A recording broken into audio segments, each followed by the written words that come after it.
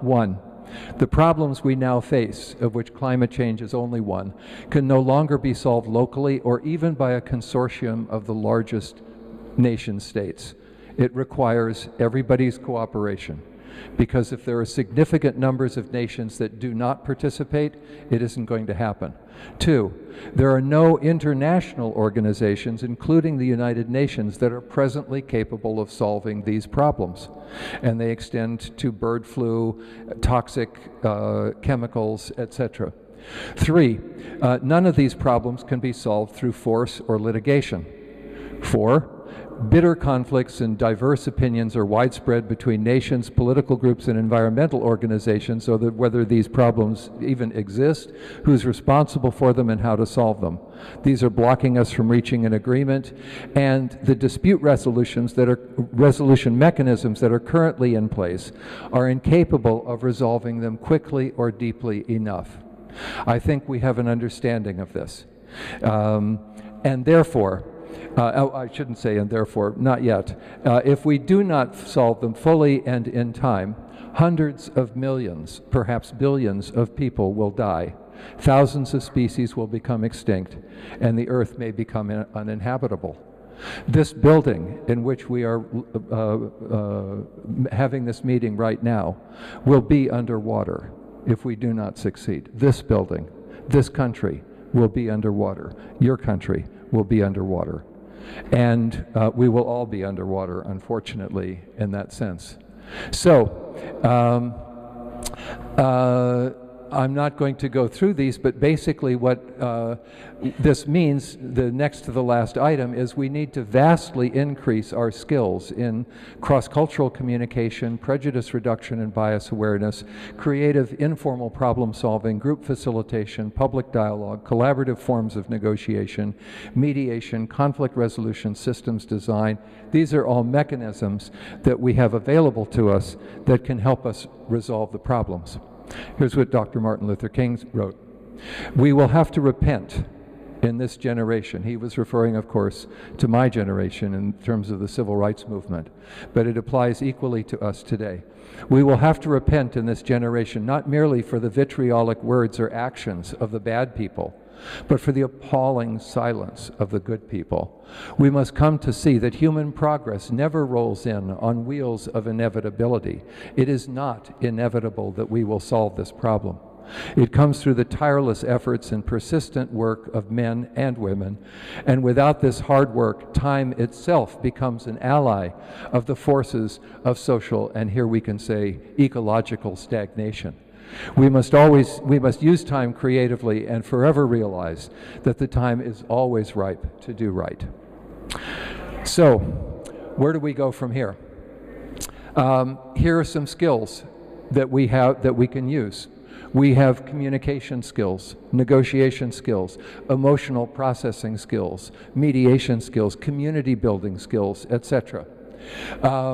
We can engage in capacity building, and this is the central mission of Mediators Beyond Borders, to build personal capacity in individuals, real human beings on a local level.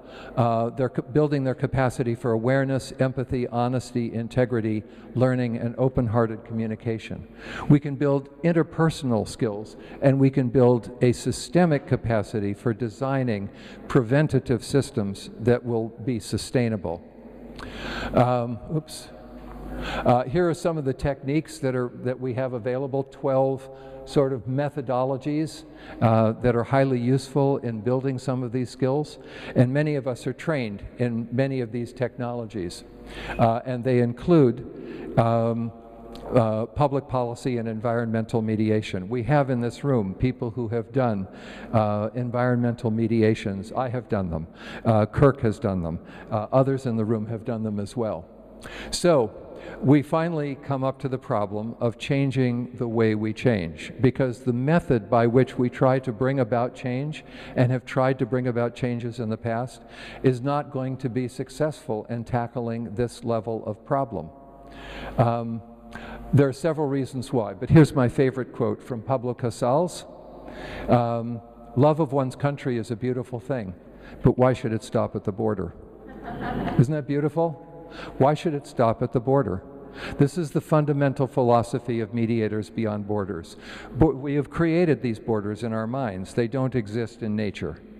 And the borders are places that stop us from exercising our love for one another and our capacity to collaborate in solving problems.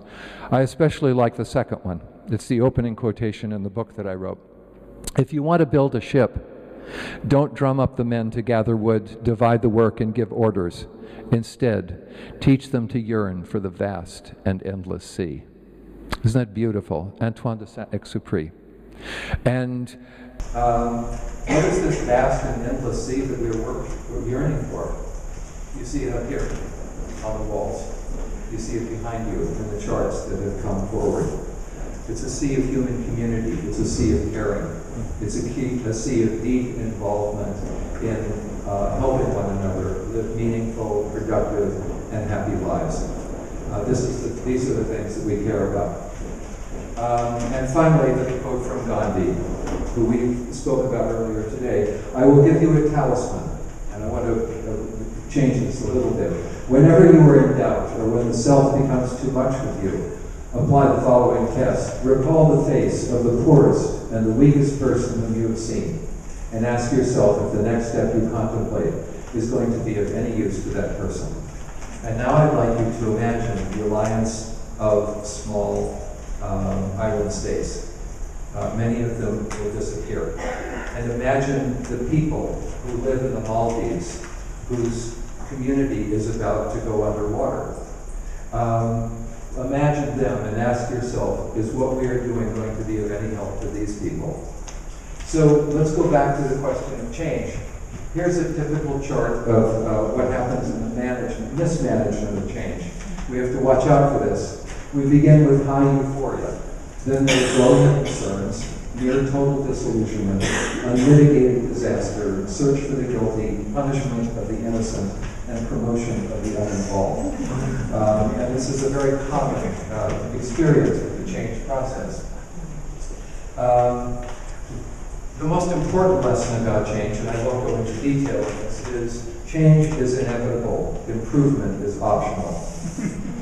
Whether we improve or not depends on our capacity for self-organization. Because negative change, if I can put it that way, things falling apart, another word for that is the second law of thermodynamics, and it is a law of the entire universe. Things fall apart. It is way easier to create a conflict than it is to resolve one. It's way easier to destroy an ecosystem than it is to create one. And so what we have to look at are some of these lessons from the change process. The most important thing, I think, for us to recognize is that incremental changes can lead to transformational change.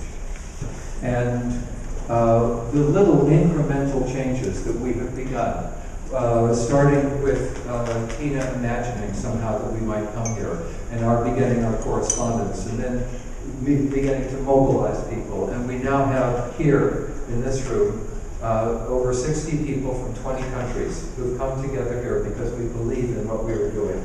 And those are all a result of tiny little incremental changes, one person to the next, and that person to the next. And what has been remarkable about this entire process, and the way we know that this is an idea whose time has come, is because the path has simply opened in front of us. We haven't had to do anything. The way has been cleared before us. And so we know that this process that we are describing is one that has to succeed in order for any of the rest of it to finally and sustainably succeed in the long run.